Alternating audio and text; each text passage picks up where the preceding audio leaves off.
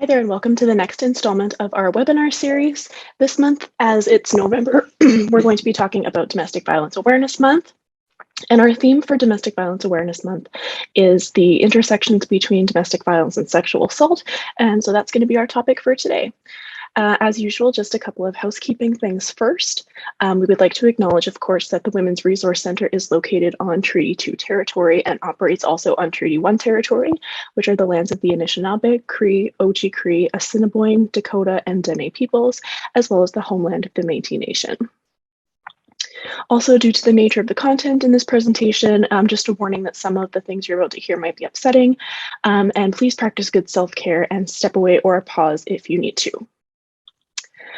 As always, we're going to start with some definitions. The first definition we're going to start with is that of domestic violence. So in Manitoba, we have what's called the Domestic Violence and Stalking Act. That delineates what counts as domestic violence and when somebody can make a claim of domestic violence to the police or a court of law. So it is defined under the Domestic Violence and Stalking Act as an action or a failure to act when people in a close relationship, such as married spouses, common law partners, family members, dating partners, are involved in any form of violence or abuse. The two people don't have to be living together, and that is also stipulated in the Act. They could have a dating relationship, they could have had a child together and are no longer living together. And it also stipulates that domestic violence is almost always something that is based on fear, control, and power over one individual by another. So domestic violence, according to the Act, can include intentional, threatened, or reckless action or failure to act or negligence that causes bodily harm, emotional distress, or property damage. It could also include intentional, threatened, or reckless action or failure to act that causes reasonable fear of bodily harm, emotional distress, or property damage. It can include physical assault, which is, I think, probably the most common type of domestic violence that people tend to think of when they think of what is domestic violence, although that's not necessarily the case, and we'll get into that a little bit later. Domestic violence can also include sexual assault, as we're going to talk about also a little bit later, coercive control, financial abuse, psychological and emotional abuse as well. And the other half of the presentation, we're going to be talking about sexual violence. So to define that, sexual violence or sexual assault is any sexual activity, behavior, contact, or touching that makes you uncomfortable and or that you did not consent to. Being pressured, manipulated, coerced, or threatened into engaging in unwanted sexual activity or contact also counts as sexual assault or sexual violence. And being unable to give consent to the sexual activity because somebody was asleep or unconscious or intoxicated is also a definition of sexual assault or sexual violence. And some of the activities that could be counted under the umbrella of sexual violence or assault could be forced kissing, fondling, oral or anal or vaginal intercourse. So let's go into the Domestic Violence and Stalking Act a little bit more. We kind of glossed over it briefly when we talked about the definition of domestic violence. We talked about that there is a Domestic Violence and Stalking Act in Manitoba, and each province will have their own legislation on domestic violence.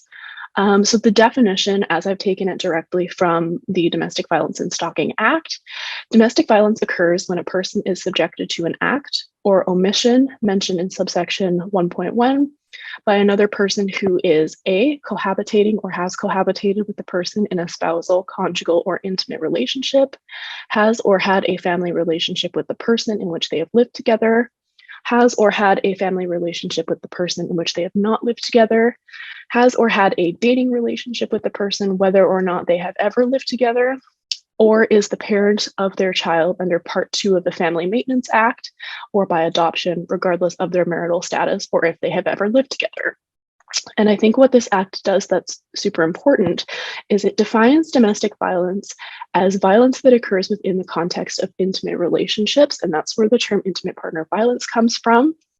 It defines domestic violence as something that does not necessarily need to happen in only a situation where the two parties are married or living together, as domestic violence is also quite common in dating relationships, in relationships where people have lived together but maybe no longer do, in situations where people have a child together, but no longer live together. So there's a lot of context where domestic violence can occur that is not the typical or traditional married relationship. And that is something that is reflected in the Domestic Violence and Stalking Act.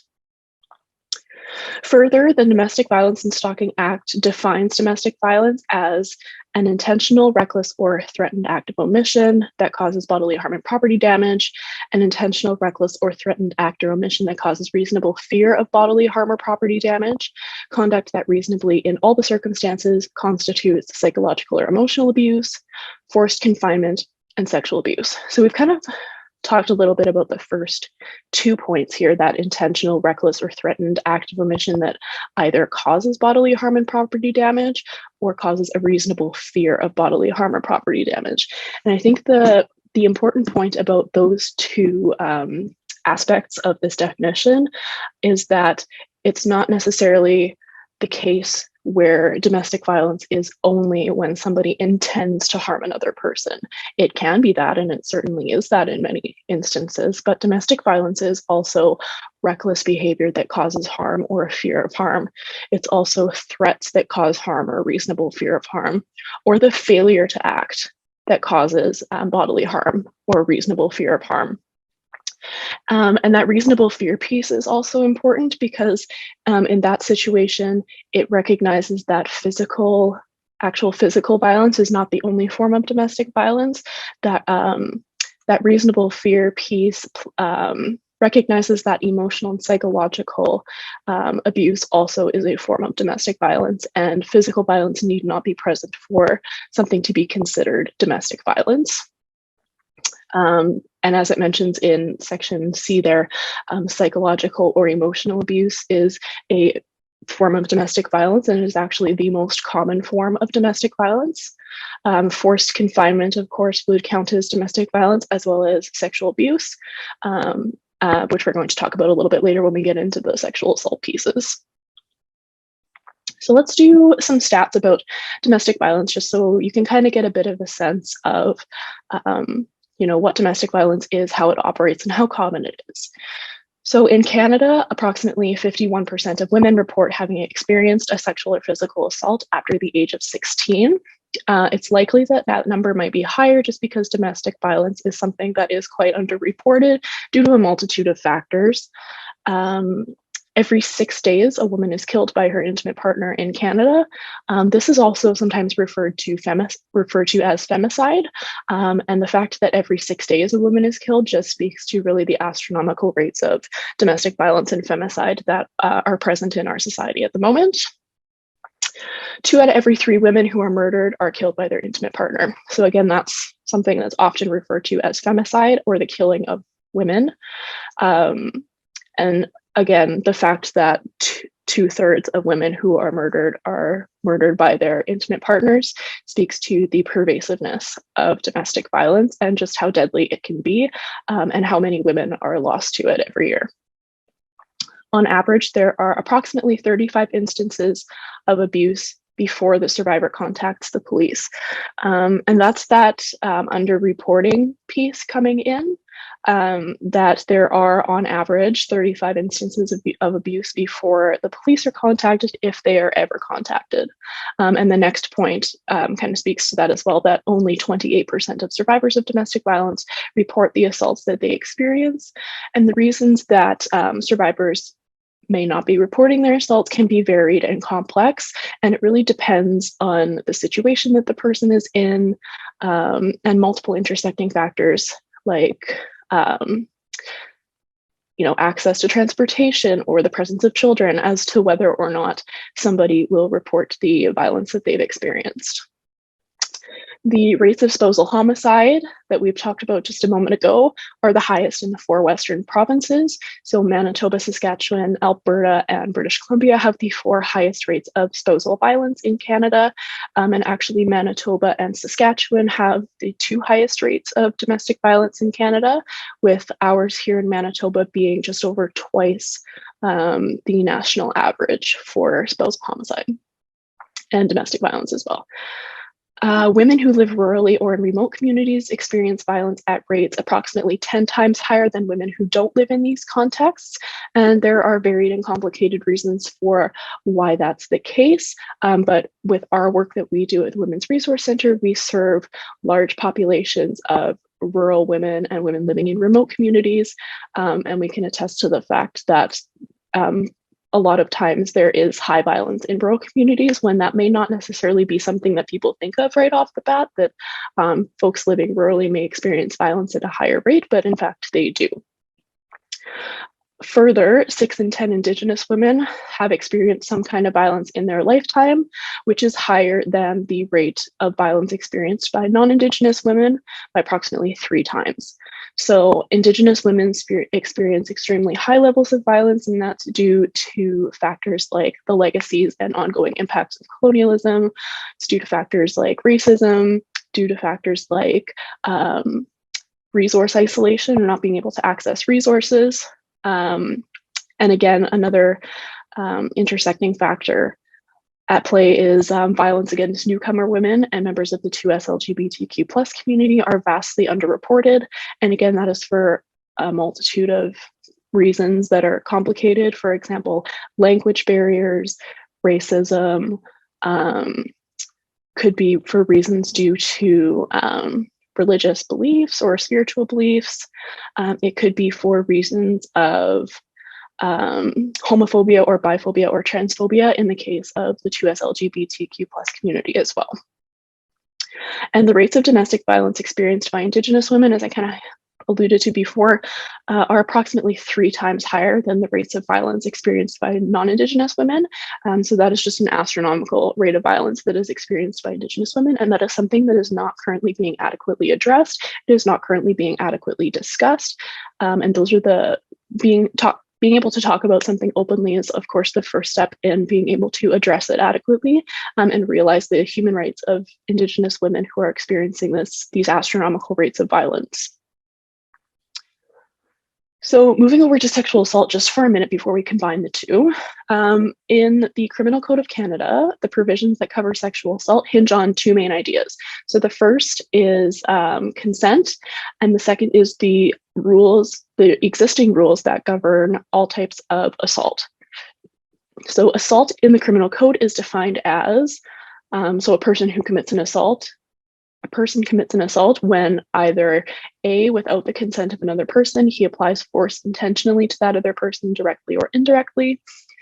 B, he attempts or threatens by an act or gesture to apply force to another person if he has or causes that other person to believe on reasonable grounds that he has present ability to effect his purpose.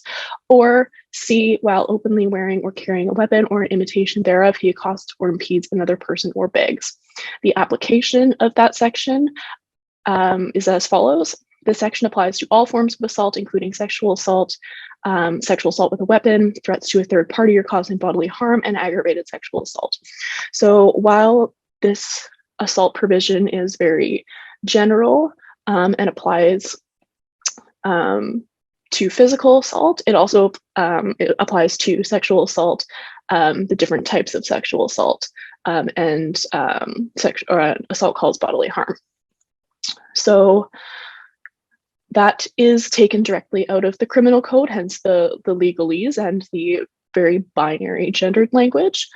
But while we have a general provision of what the definition of assault is in general, the criminal code also defines aspects related directly to sexual assault. So for one, they define consent. So for the purposes of this section, as it says here, no consent is obtained where the complainant submits or does not resist by reason of A, application of force to the complainant or to a person other than the complainant, B, threats or fear of the application of force to the complainant or to a person other than the complainant, C, fraud, or D, the exercise of authority. So what this section does is it outlines what doesn't count as consent. So if, for example, someone obtains consent through coercion or threats, if somebody obtains consent through fraud, or in other words, lying, or if there's a power disparity that causes consent to be obtained only through the exercise of authority over one person, then that would mean that the consent that was obtained is in fact invalid and no consent was obtained. So, like I mentioned, we have the general provisions on what the definition of assault is in the Criminal Code of Canada, but there's also sections related specifically to consent and sexual activity. So 273 is the section that deals specifically with that. And I'm just going to read it here for you. Subject to subsection 2 and subsection 265(3). Consent means, for the purposes of sections 271, 2, and 3, the voluntary agreement of the complainant to engage in the sexual activity in question. So number 1, consent must be present at the time of the sexual activity when it takes place. 2, for the purposes of subsection 1, no consent is obtained if A, the agreement is expressed by the words or conduct of a person other than the complainant, or the complainant is unconscious. B, the complainant is incapable of consenting to the activity for any reason other than the one referred to in paragraph A1. C, the accused induces the complainant to engage in the activity by abusing a position of trust, power, or authority. D, the complainant expresses by words or conduct a lack of agreement to engage in the activity. Or E, the complainant, having consented to engage in sexual activity, expresses by words or conduct a lack of agreement to continue to engage in the activity. So we just discussed a moment ago on the other slide what general principles of consent are in Canadian law, but this subsection specifically refers to consent related to sexual activity. And this is the section that is distilled down most often when social service organizations or women's organizations are doing presentations on sexual assault, and we'll distill it down into a statement that sounds something along the lines of consent must be freely given, enthusiastically given, ongoing, and can be revoked at any time. And those are kind of the 4 main principles of consent that we try to teach and really drill into people so that they, remember that consent must be freely given. Of course, it cannot be coerced.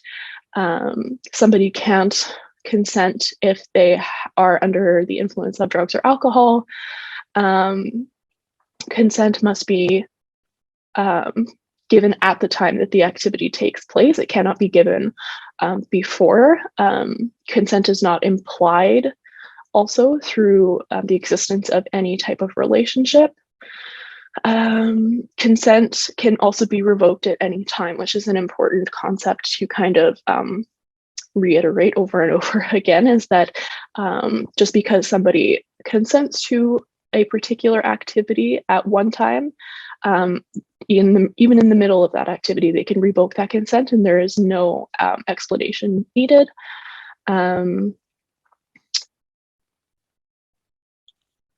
Okay, so let's do some stats on sexual assault, just like we did for domestic violence. So let's start with the perpetrators. 94% of the time, perpetrators of sexual assault identify as male. They're usually between the ages of 18 to 34, about 58% of the time. 79% of the time, the perpetrator acted alone. 56% of the time, perpetrators knew the person that they were assaulting. 24% of the time, the perpetrators are the spouse of the person that was assaulted, and 19% of the time, the perpetrator is an intimate partner. So not a spouse, but perhaps like a dating partner or a common law spouse. A very small minority of sexual assaults are reported, which is approximately 5%. And we know this because sexual assault is the most underreported crime, even more underreported than domestic violence. And of that 5%, that reports, very few of them will actually yield any type of conviction or justice in the justice system. And the reasons that survivors may opt not to report or feel like they can't are, wide and varied, but I've included some of the most common ones here. So for example, people might not want to feel like they want the hassle of reporting. We know that it's a very traumatic experience. It tends to re-traumatize folks. And if the proper supports aren't in place, it can be extremely draining for people to report. People also don't want to feel like they aren't going to be believed, which is of course a very common issue when folks report sexual assaults, is that they encounter disbelief in their account of the events. Survivors also worry that if they report, they won't get any justice. And that kind of comes from the statistic that I mentioned just a moment ago, where of that 5% of sexual assaults that are reported, very, very few of those actually yield any kind of justice for the survivor. So they end up being put through this whole arduous reporting process, court process, investigation process, only for it not to end up yielding anything. Folks also tend to worry that their experience of sexual assault wasn't serious enough, and that can be based on conceptions of what counts as a sexual assault and what doesn't in people's minds, which speaks to the next point, which is not defining what happened to them as a sexual assault. There is still quite a lot of misinformation about what counts as a sexual assault and what doesn't. People feeling like what happened to them wasn't one when it is. That is something that's also pretty common. And the final most common reason why survivors end up not reporting their assaults is because they feel as though they may be blamed for what's happened to them. And we know that from testimonies of survivors who have reported, who have also reported that when they did, they felt that they were blamed for what happened to them in various ways throughout the investigation and court process. And that is through the operation of what we call rape myths. So those are things like in courts, judges or lawyers asking inappropriate questions about what the survivor was wearing, how much they had been drinking, why they were out so late, why they were out alone. All of those things are rape myths, and they contribute to misinformation around sexual assault. And they also end up blaming the victim for what happened to them. And the final thing to note here about sexual assault is when the survivor knows the perpetrator, which, as we talked about, is a significant amount of the time, they're nearly twice as likely to wait a longer period of time before reporting the assault. So in the context of sexual assault occurring in situations of domestic violence, in those situations, of course, the survivor knows the perpetrator. So that would mean that they're nearly twice as likely to wait a longer period of time before reporting the assault, and that is if they report the assault at all. So sexual assault often affects different groups of people differently. As we kind of touched on earlier with some of these statistics, this is mainly attributable to forces like racism, homophobia, biphobia, transphobia, ableism, sexism, misogyny, the forces of colonialism, both historical and ongoing. And some groups may experience higher rates of sexual assault, which would include those with physical or intellectual disabilities, who experience sexual assault at approximately a rate 2 times higher, Indigenous women and girls who experience sexual assault and sexual violence at a rate approximately 3 times higher, and those who identify as part of the 2S LGBTQ+ community who experience sexual assault at a rate approximately 6 times higher. So let's now merge the two topics that we've been talking about so far, which are domestic violence and sexual assault. So when sexual assault happens in situations where domestic violence is also occurring, it's often referred to as intimate partner sexual violence, or IPSV. IPSV usually happens when other types of domestic violence are also happening. So like we talked about, there's psychological abuse, emotional abuse, financial abuse, all those kinds of things often happen in tandem with IPSV and the physical aspect of domestic violence. So this makes IPSV a part of domestic violence and not its own separate issue. So unfortunately, a lot of the time when survivors of domestic violence present looking for help, they are not asked about sexual violence, and vice versa. When somebody reports an instance of sexual violence, they are not also supported for issues of domestic violence, even though we know that most of the time perpetrators are known to the survivors, and also a lot of the time the perpetrators statistically are either spouses or intimate partners, and that is based on the statistics that we just saw a couple of slides ago. Because we know that sexual assault is the most underreported crime, it can be difficult to get a full and accurate picture of what the co-occurrence rates look like for sexual assault or IPSV as it occurs within situations of domestic violence.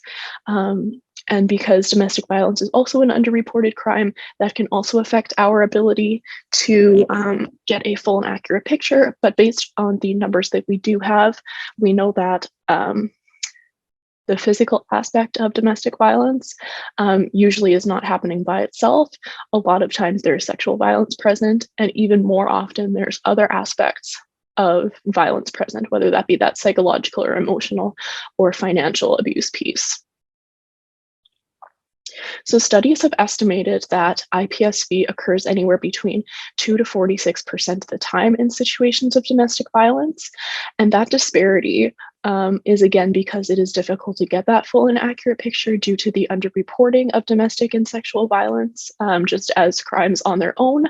And also because, as I mentioned, the two aspects of domestic violence and sexual violence tend to be treated in isolation of one another when they are oftentimes interacting. So again, when somebody presents asking for help with a situation of domestic violence, the sexual violence aspect is not discussed or asked about, and vice versa. When somebody presents with a situation of sexual violence, they are also not often asked about any potential situations of domestic violence, even though we know that clearly these events are occurring at the same time or in the same situations.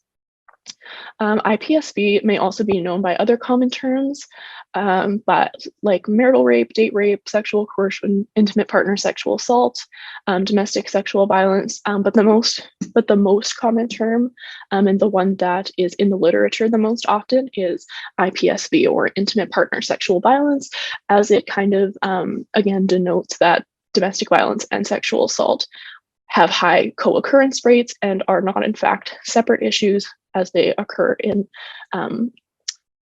situations simultaneously.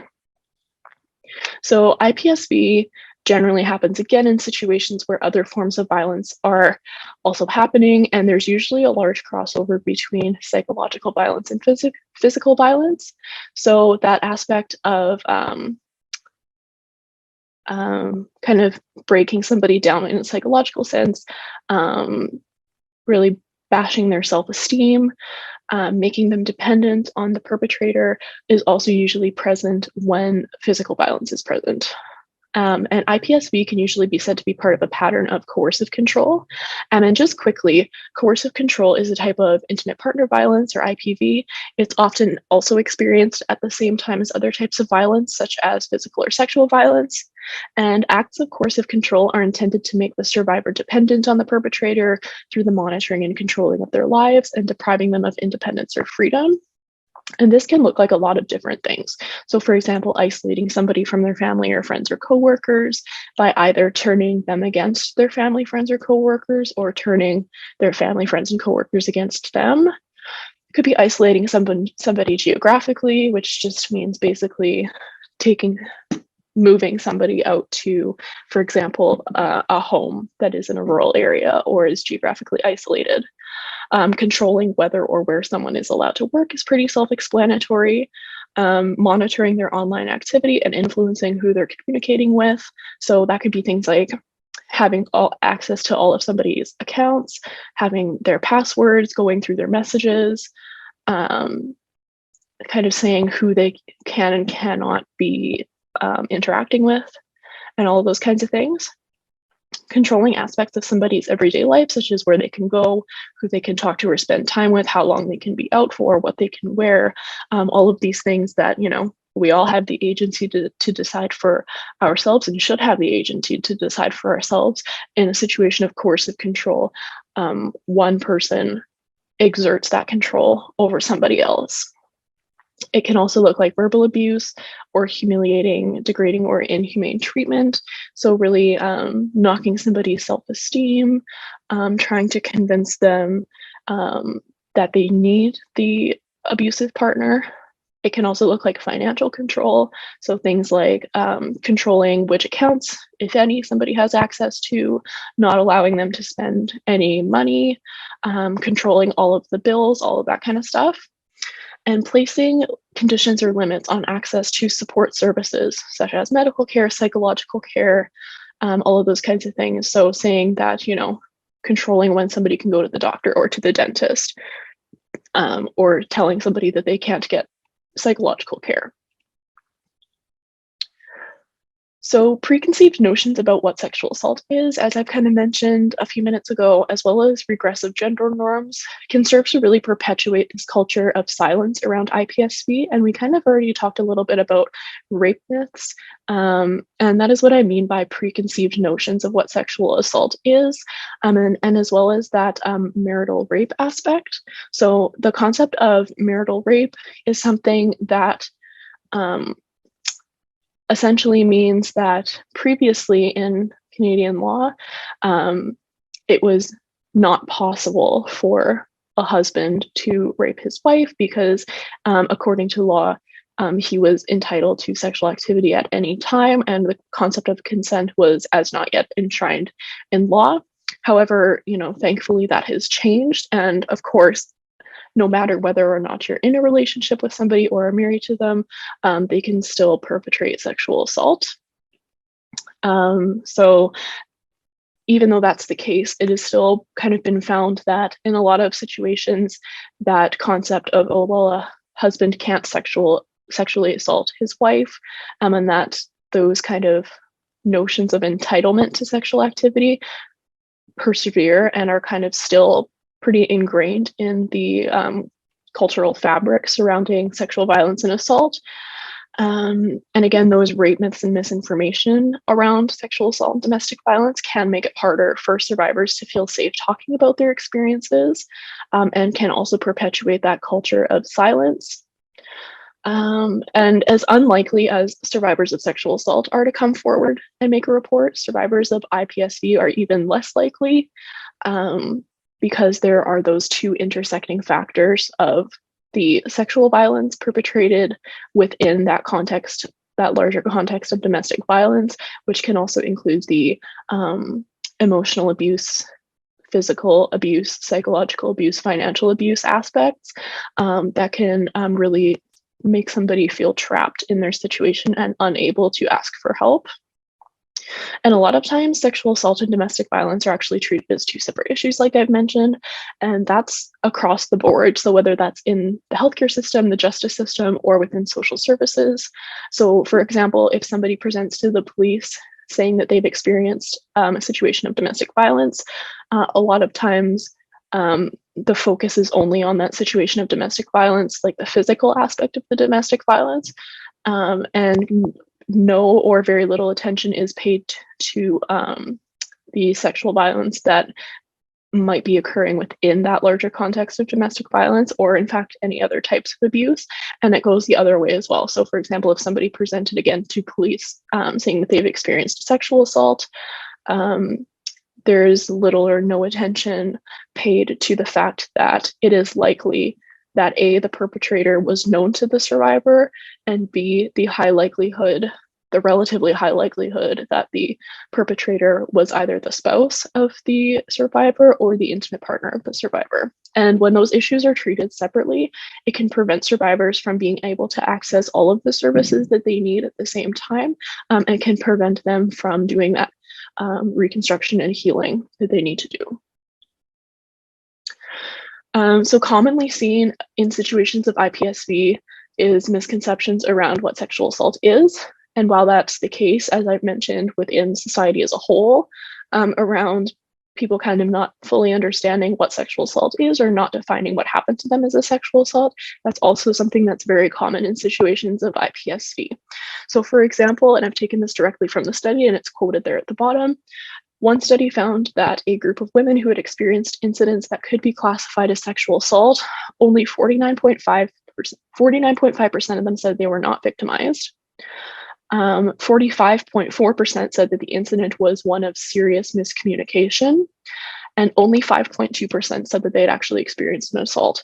And this is from a group of women who after just having described their experiences to the researchers were objectively able to categorize what happened to these women as sexual assault based on the definitions of sexual assault that exist in law. So you can see that 45.4% statistic that says the incident was one of serious miscommunication plays into the importance of understanding consent and how consent is related to sexual assault, and that, you know, a serious miscommunication, as it has been termed, is really something that is due to a lack of kind of awareness around the importance of consent.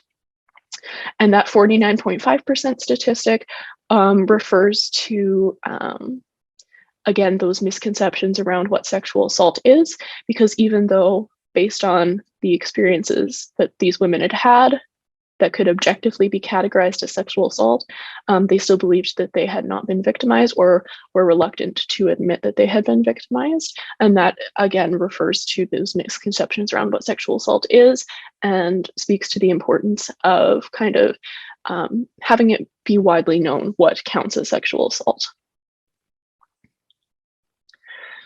So now that we've talked about kind of the importance of ensuring that IPSV and situations of domestic violence are not treated as silo issues, something that's also important to remember for anybody who might be a service provider out there is how critical it is to take a survivor-centered approach to your practice when encountering folks who have experienced domestic violence and sexual violence. So a survivor-centered approach to any type of practice really just means tailoring the type of care that's provided to the specific needs of the survivor in question. So really trying to get away from that cookie cutter approach of just, you know, like filling out the forms and asking everybody the same questions, when that's really not super helpful in a lot of situations, because everything is based on context and everything is based on the individual experiences that people have had. So some of the main aspects of the survivor-centered approach to practice is meeting somebody where they're at. So not pushing somebody to do something they're not ready for. So for example, if somebody's still at the stage of you know, grieving the experience that they've had and making a report of the experience they've had, perhaps it's really not a good idea to be pushing them to, you know, immediately go into counseling if that's not something that they're ready for, or immediately pushing them to try and, you know, find other housing if that's not something that they're ready for. So really just taking the time to talk to somebody, understanding their story, and meeting them where they're at. A survivor-centered approach also means respecting people's choices. So when a survivor makes a choice about what direction they want their care to take, it's respecting their choice, and allowing that to, make sure that that's allowed to stand and that that choice is not overruled. A survivor-centered approach is also something that emphasizes consent. And specifically when we're working in the space of domestic violence and sexual assault, of course, we want to be emphasizing consent, as that's a critical pillar of ensuring that sexual assault does not continue to occur. And so when we're providing care to folks who have experienced domestic violence and sexual assault, we want to be making sure to be living that, and not just talking the talk, but walking the walk in emphasizing consent when we're, you know, asking folks to participate in counseling, or if they want to make a report, somebody's consent to participating in those processes is critical. Another aspect is empowering people to make choices. So sometimes folks might be reluctant to make choices, or they might look to you as a service provider and say, well, what do you think? Or I don't know what to do. So empowering them to make those choices means things like talking through their options with them, kind of doing maybe like a pros and cons list of, you know, options that are available to them, and really empowering them to make those choices on their own. And the final thing I would say that is probably one of the most important aspects of a survivor-centered approach is recognizing a survivor's human rights, recognizing that their human rights have been violated when they're having experienced a situation of sexual assault and domestic violence, and helping them to realize those rights in whatever way possible, kind of taking back that agency of having their human rights and having them respected. And also another important thing that's very closely related to a survivor-centered approach is also making sure that we're doing things from a place of trauma-informed care. So just quickly, psychologist Tara Brach defines trauma as when we've encountered an out-of-control, frightening experience that's disconnected us from all sense of resourcefulness or safety or coping or love. So in essence, trauma-informed care is being aware of the ways that trauma affects the mind and the body and providing care in a way that meets the needs of somebody who's experienced trauma. Trauma, of course, can be caused by a number of things. It's not just, situations of assault or domestic violence that can cause trauma. It can be, trauma is really not necessarily about the event, but what the person makes of it. So everybody who's experienced domestic violence and sexual assault will experience that trauma in a different way as well. And that's no different from other types of trauma. The way that people react to the trauma caused by sexual violence and domestic assault is no different than how the different ways that people might react from different kinds of trauma. And it's also important to note that trauma doesn't necessarily have to manifest as PTSD. There are other types of trauma. There's delayed PTSD, there's just traumatic stress. There's also complex trauma.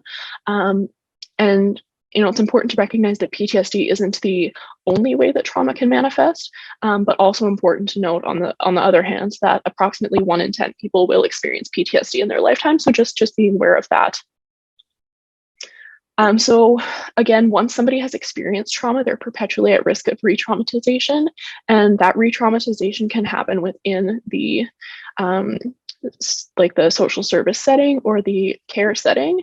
So we just want to be conscious of the ways that our operations and the ways that we interact with survivors of sexual assault and domestic violence can cause re-traumatization, and work to reduce the risk for that and reduce the harm that might be done to survivors by modifying our practices. And there's, of course, a lot of different things that affect how someone experiences trauma and their risk for re-traumatization. So just being conscious of those things. Those things can include age. So folks who are older experience trauma differently from folks who are younger. Access to supports and availability of supports.